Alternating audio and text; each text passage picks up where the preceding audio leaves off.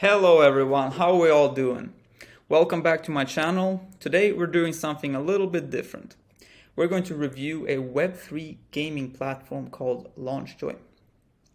My name is Pavel Strand. I'm a global citizen, a gamer, adventurer, and a management consultant. So, what is Web3 gaming?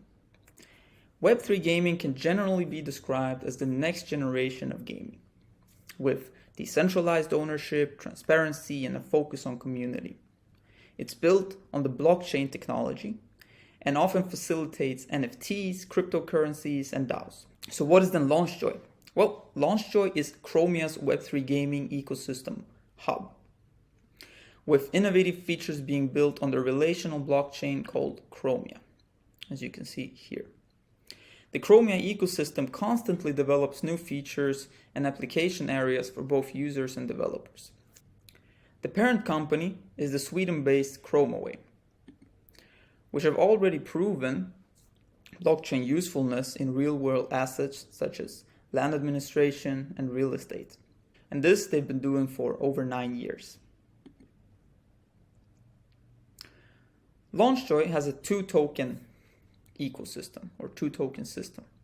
Firstly, there's the CHR token, which can be bought on exchanges and on swaps, as you can see down here.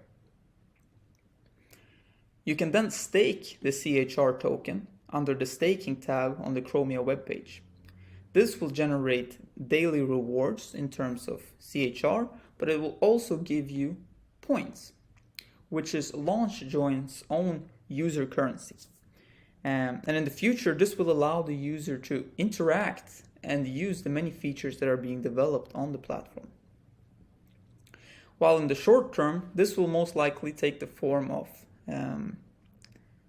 mystery boxes and raffles. So here we can see sale auctions and raffles for mystery boxes. And these can contain gaming NFTs, cryptocurrencies, and other surprises. And this brings us to the features. LaunchJoy has many planned features, which can be seen here at the bottom. Among them, we can see price guarantees, cross-pollination, and cross-gaming, but also NFT staking and in-game currencies. Well, what does all of this mean? It essentially means that Chromia is aiming to enable a healthy ecosystem and seamless gaming experience for the user. Projects listed on the platform will be able to benefit from each other's communities, and users will have a wider use of their digital assets and a more user-friendly experience. LaunchJoy currently hosts a couple of games already, such as My Neighbor Alice, Mines of Delarnia, and Chain of Alliance, and they also invite other projects that are currently being developed to list their project on the platform and take part in the many benefits that the platform provides. In the short term, LaunchJoy is also running a questing campaign, which is like a gamification of being a fan of the project. There are tasks hosted on their own website that you can see here, but they also have external questing platforms which they are active on. So platforms such as Zeely, but also Galaxy and Questen.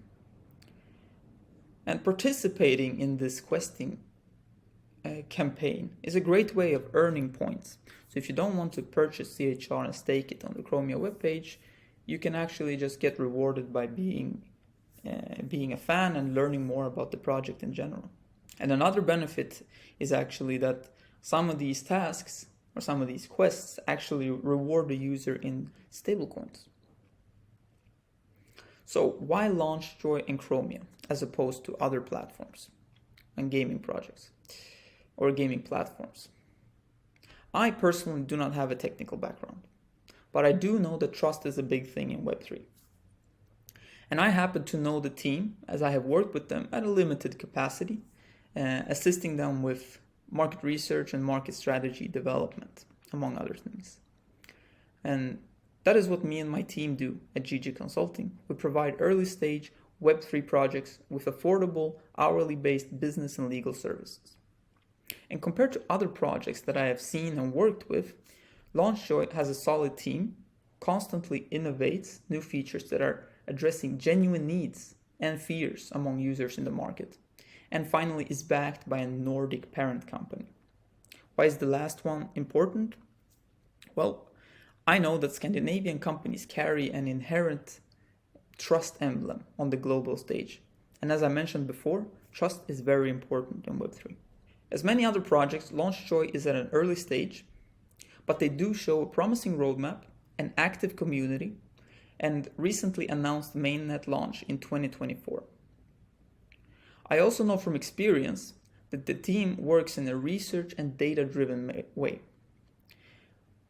What this means is that they make decisions based on best practices, research, and user input. And this is very important, especially in Web3. In terms of the user experience, I very much enjoy interacting with the current questing campaign, the staking functionality, and find the visuals on the webpage very pleasant to look at. I've also tried to highlight a few drawbacks of the platform to nuance this review a bit, but to be honest, there aren't many at this point. The concerns that have been brought up in the official channels of the project seem to be addressed quite quickly. And it's important to remember that the project is still at an early stage and is still growing. In conclusion, I believe that overall, LaunchJoy is a very promising project with innovative features and a solid team and a solid background. And I very much look forward to seeing the roadmap materialize in the future. So what would be next for you? Well, I would suggest joining the questing campaign. It's a great way of learning more about the project and getting rewarded for doing so. Secondly, I would engage with the community on Discord, Telegram, Twitter, etc. And finally, if you are a gaming project or if you run a gaming project, I'd highly recommend considering listing your project on the LaunchJoy platform and taking part in the benefits that are provided. So, that was my review of LaunchJoy, the Web3 gaming platform. Leave a like, subscribe, and if you found this information informative, of course, and comment your take on Web3 gaming. What do you think about it? See you all next time.